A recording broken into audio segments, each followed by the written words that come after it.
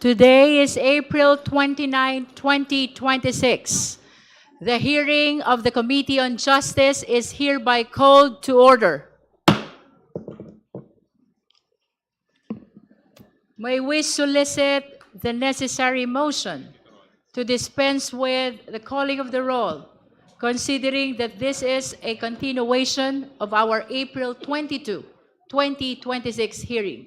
Madam Chair, The Honorable Mika Gonzalez from Pampanga 3rd District is recognized. I move to dispense the calling of the roll. There is a motion to dispense with the calling of the roll. Do I hear a second? Second. The same has been seconded. Is there any objection? Hearing none, the motion is approved. May I solicit the necessary motion to dispense with the reading of the minutes of the hearing held on April 22, 2026, and for the approval of the same. Madam Chair, The Honorable Mika Gonzalez. I move to dispense on the reading and approval of the minutes of the previous meeting, Madam Chair. There is a motion to dispense with the reading of the minutes of the hearing held on April 22, 2026, and for the approval of the same. The same has been seconded by the Honorable Bel Zamora. Is there any objection? Hearing none, the motion is likewise approved. The Chair will address the committee. Magandang umaga po sa ating lahat. Good morning. Good morning. Itutuloy natin ngayon ang pagdinig na ito. But before we move forward, it is important, once again, that we look back. Dahil ang bawat hakbang natin ngayon ay nakatayo sa mga ebidensyang nailatag na sa mga nakaraang pagdinig. Noong April 22, matatandaan na marami tayong mga resource persons. Ang Ombudsman, ang Anti-Money Laundering Council or AMLC, ang Securities and Exchange Commission or SEC, at ang Bureau of Internal Revenue o BIR. Sa pagdinig na yon, we entered what we describe as the territory of forensic truth, kung saan hindi opinyon ang nangingibabaw, hindi haka-haka, kundi opisyal na record. Mga record na punong-puno ng numero. At ang mga numerong iyon ay nagsalita. Tatlong bagay ang malinaw na lumitaw. Una, ang mga salin na walang cash o cash deposits. We began with the Office of the Ombudsman, which confirmed the Vice President's submission of salins. Ito yung tinatawag natin na Statement of Assets, Liabilities, and Net Worth. Kapansin-pansin na mula 2016 hanggang 2024, tumaas ang net worth ng Vice Presidente mula 34 million patungong 88 million. Ngunit kapansin-pansin din na mula 2019, zero cash o cash deposits ang idineklara. Wala kahit 5.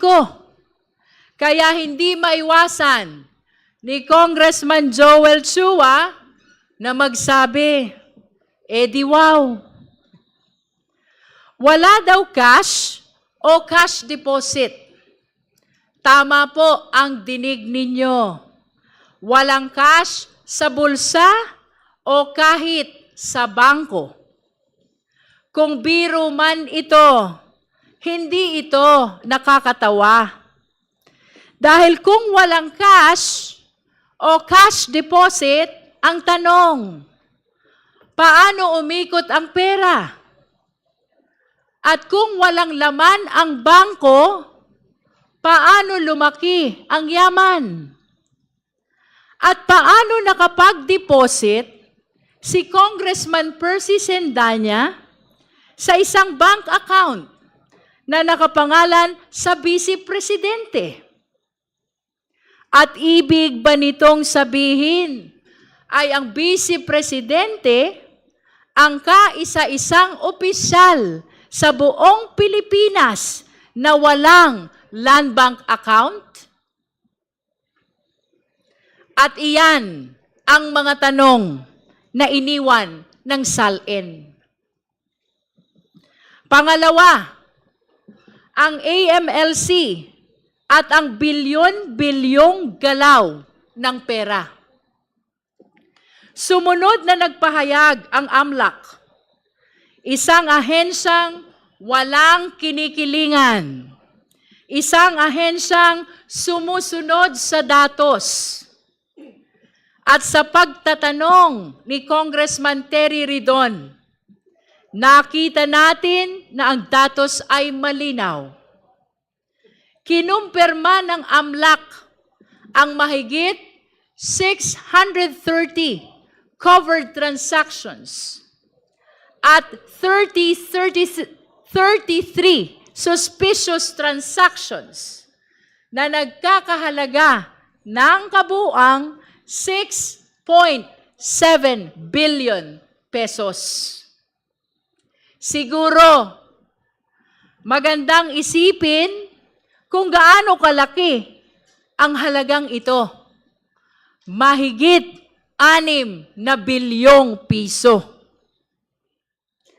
Kapag ang SALN ay nagsabing zero cash o cash deposit, pero ang AMLAC ay nagsabing 6.7 billion, hindi na ito simpleng discrepancy lamang.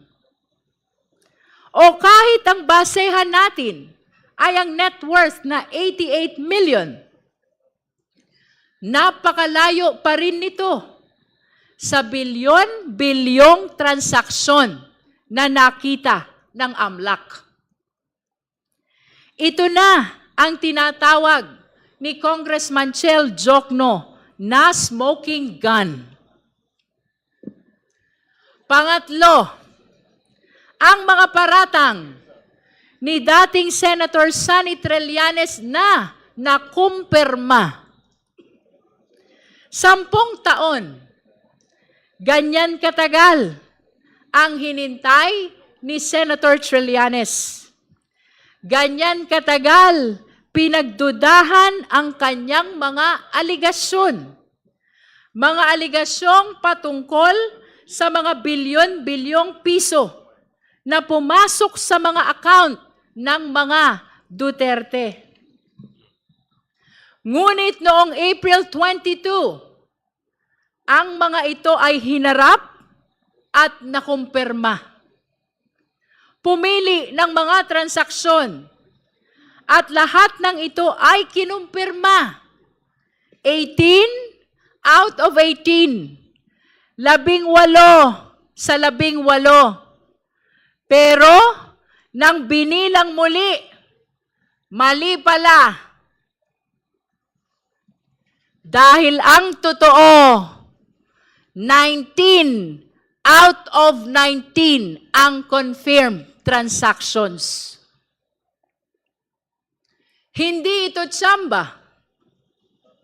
Hindi ito coincidence.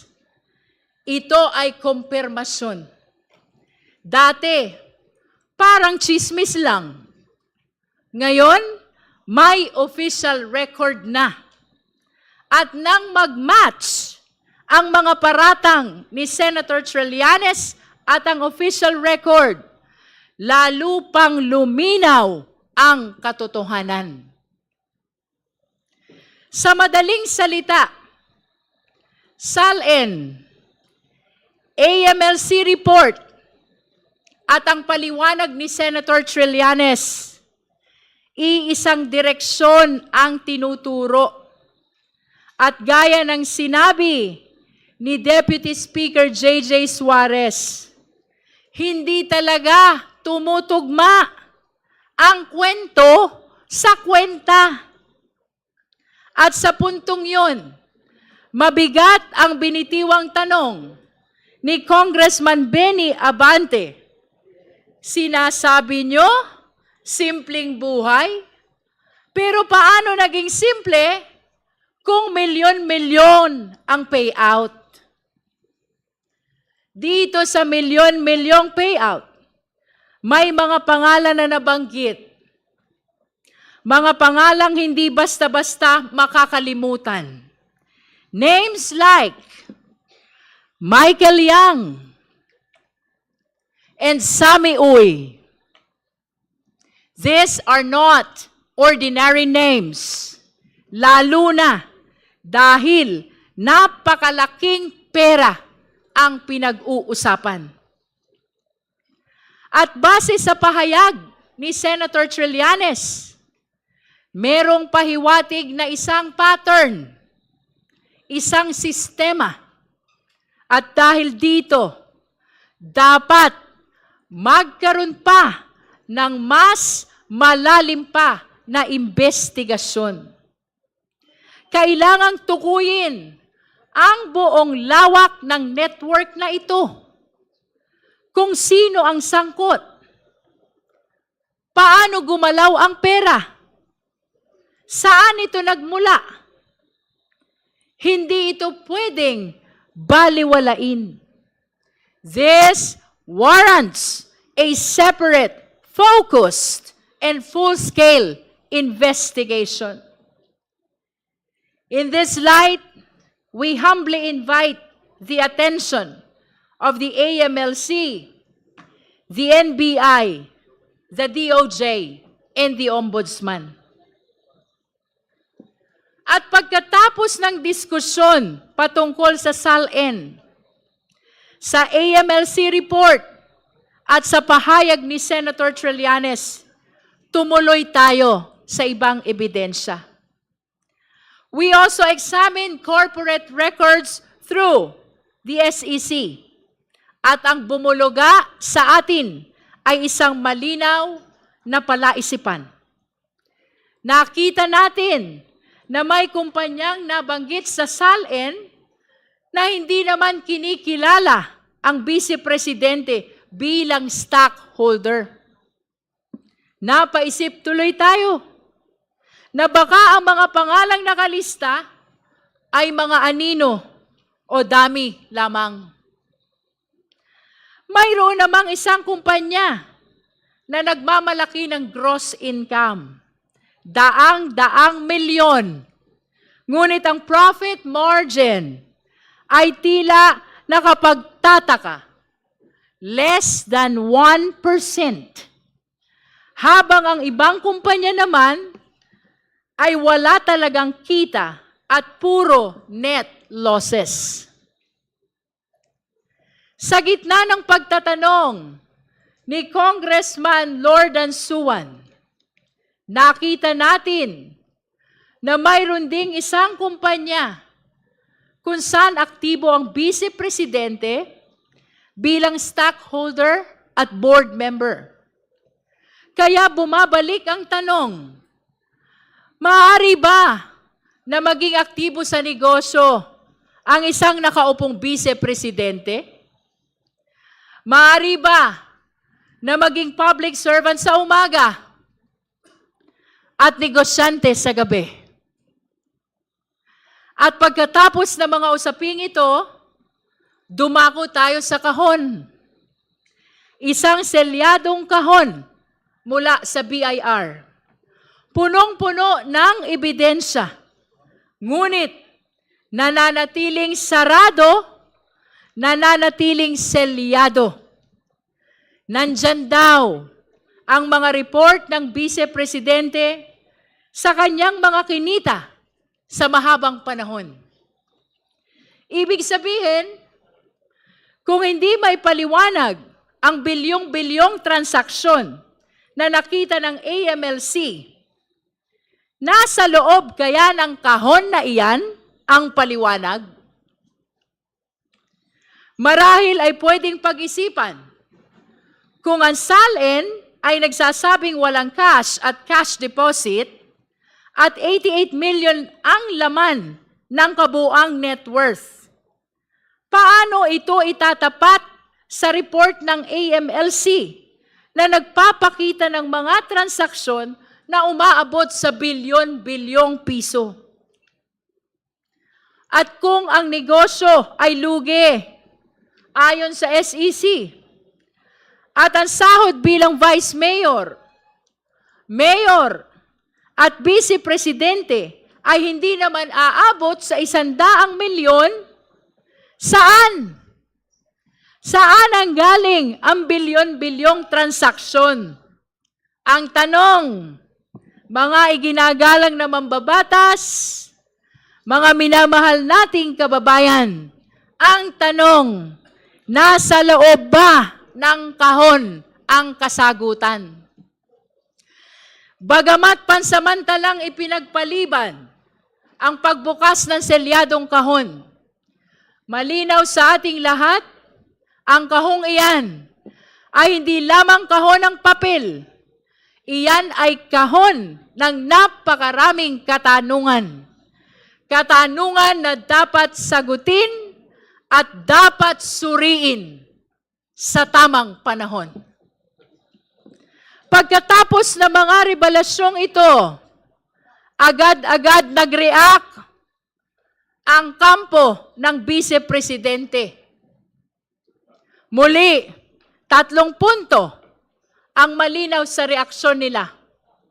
Una, sabi ng mga abogado, handa raw sumagot ang Vice Presidente.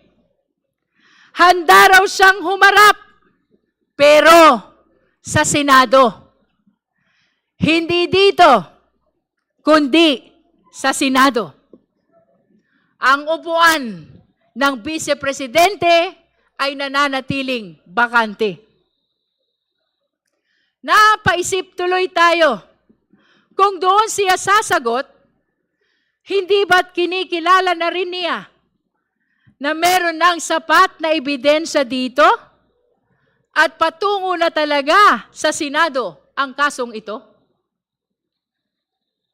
Pangalawa, tungkol sa mga naibunyag ng AMLAC, lalo na yung 6.7 billion, hindi raw nila sinasabing tama o mali ang mga numerong ito. Ngunit ang payo nila, be cautious. Mag-ingat daw tayo. Mag-ingat. Naaalala tuloy natin si John Lloyd Cruz sa kanyang karakter na Popoy. Kapag pinapayuhan tayo ni Popoy na mag-ingat, damang-dama natin ang pagmamahal. Yan talaga ang paalala ni Popoy. Ingat tayo lahat. Pero dito, ang bilin nila na mag-ingat tayo ay mukhang hindi galing sa malasakit. Tila isang babala. O baka nga, isang babala. Mag-ingat. Sa harap ng bilyon-bilyong piso, iyan ang sagot. Napakasimple ng tanong, may pera ba o wala? Mayroon bang 6.7 billion na gumalaw sa ilalim ng mga pangalan nila? At kung mayroon, saan galing? Tapos tayo ang mag-iingat? Be cautious daw? Anong klaseng sagot yan? Mag-ingat daw kasi baka raw bloated ang 6.7 million na binanggit ng AMLAC. At baka paikot-ikot lamang ang pera, kaya lumaki ng ganito. Theoretically, posible. Pero isipin natin, mga kasama sa komite, sinong matinong tao ang gagawa niyan? Anong klasing tao ang paglalaroan ang pera ng ganoon? Paikot-ikot? Palipat-lipat? Inflow? Outflow? Sa loob ng napakaraming taon. Para ano? Para umabot sa bilyon-bilyon. O baka naman, ito na nga ang binabanggit ni Congressman Sia Adjong na nilalabhan na ang pera. Ayon sa kanya, ang paulit-ulit na labas-pasok ng pondo ay senyales ng money laundering. At kung ganoon, lalo itong dapat ipaliwanag. Kaya malinaw ang panawagan. Huwag manghula. Huwag mag-assume. Ang Vice-Presidente mismo ang dapat magpaliwanag. Kung walang tinatago, buksan ang records. Ipakita ang accounts. Pero bakit hindi ginagawa? Bakit patuloy ang pag-iwas? At ang pangatlo, sa reaksyon ng defense team, ito na nga, may bagong reklamo na naman daw na inihain sa Office of the City Prosecutor. Bagamat wala pa tayong natatanggap na opisyal na kopya ng nasabing reklamo, let me say this, handa tayong harapin ito. Pero pansinin natin, kung totoo ang mga ulat, ang tinutumbok ng reklamo ay ang sabina natin at ang proseso ng paglabas ng AMLAC report, hindi ang nilalaman ng AMLAC report. Klaro, hindi itinatanggi ang mga bilyones na nabanggit sa AMLAC report. At tila inaamin na may bilyon-bilyon talagang tinatago. At ang tanging reklamo lamang, bakit ninyo kami binulabog? Magreklamo na sila hanggat gusto nila. Ngunit hindi nito mababago ang isang simpleng katotohanan. Ang konstitusyon ang pinakamataas na batas. At ayon sa konstitusyon, lahat ng opisyal ay dapat may pananagutan sa taong bayan sa lahat ng oras. Anumang limitasyon na nilikha ng ordinaryong batas, kasama ng Bank Secrecy Law, ay hindi maaaring manaig laban sa mandato ng konstitusyon para sa public accountability. At tayo sa komiting ito, ang boses ng utos na iyan. Kaya nga, pwede tayo mag-issue ng nararapat na sabina. At lalo na, sa kaso ng impeachment, pwede nating hingiin ang report ng Anti-Money Laundering Council. Mga kagalang-galang na mambabatas, mga minamahal na kababayan, dagdagan pa natin ito and listen to this. Hindi nilikha ang Bank Secrecy Law para maging taguan ng hindi maipaliwanag na yaman. Ang layunin ng Bank Secrecy Law ay protektahan ang lehitimong deposito. Hindi pagtakpan ang kahinahinalang galaw ng bilyon-bilyong piso. Ang papel ng AMLAC ay siyasatin ang mga kahinahinalang transaksyon at iulat ang mga ito sa kinauukulan dahil ang pagpapalabas ng katotohanan ay hindi paglabag, kundi pagsunod lamang sa mas mataas na prinsipyo ng pananagutan. If there is nothing to hide, there is no reason to hide. There is no reason to obstruct. The only people who fear the disclosure of these transactions are those with dirty secrets. Transparency is the only response of those with integrity. Everything else is just an excuse. At tandaan natin, dati pa nilang sinubukan na harangin sa kagalang-galang na Korte Suprema ang kapangyarihan ng komite na mag-issue ng subpoena. Pero hanggang ngayon, walang temporary restraining order o kahit direktiba galing sa Supreme Court. Kaya malinaw, we shall proceed.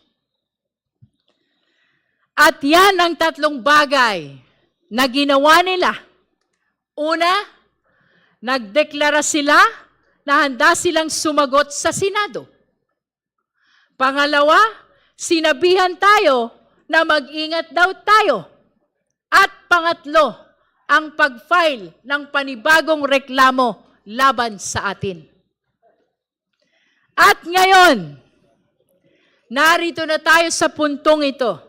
April 29, itutuloy natin ang pagdinig.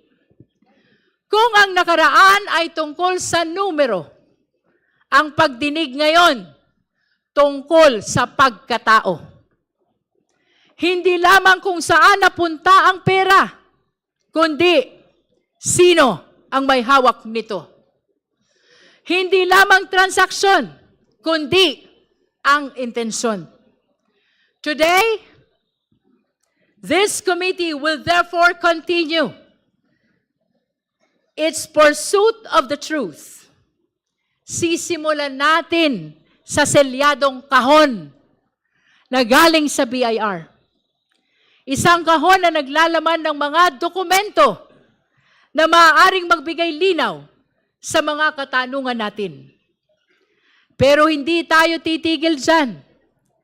Dahil pagkatapos niyan, pupunta tayo sa mas malalim at nakababahalang usapin.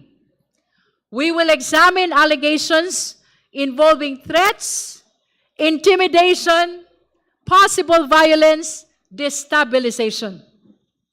Ang paratang na, kung totoo, ay hindi lamang nakakaalarma, kundi lubhang mapanganib para sa ating lahat.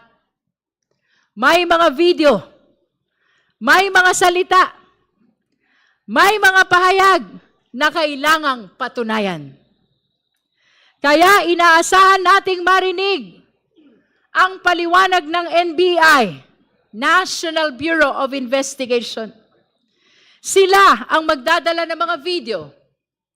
Sila ang tutulong sumagot sa mga karagdagang katanungan tungkol sa mga ito. So let us be clear.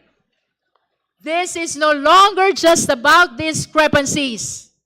This is now about character. Sino ba talaga ang vice-presidente? Siya ba talaga ito? Ang vice-presidente? Ang ikalawang pinakamataas na opisyal ng Republika ng Pilipinas. na malinaw na nagbanta sa buhay ng presidente, na nag-utos na patayin ang presidente. Siya ba itong uhaw sa karahasan na nakuha pang magsalita tungkol sa pagpugot ng ulo ng presidente? Is she a public servant, bound by the same laws as the person on the street? Or one who believes she is above the law? Siya ba ay lingkod bayan na yumuyuko sa batas? O isang makapangyarihang tao na gustong paluhurin ang batas?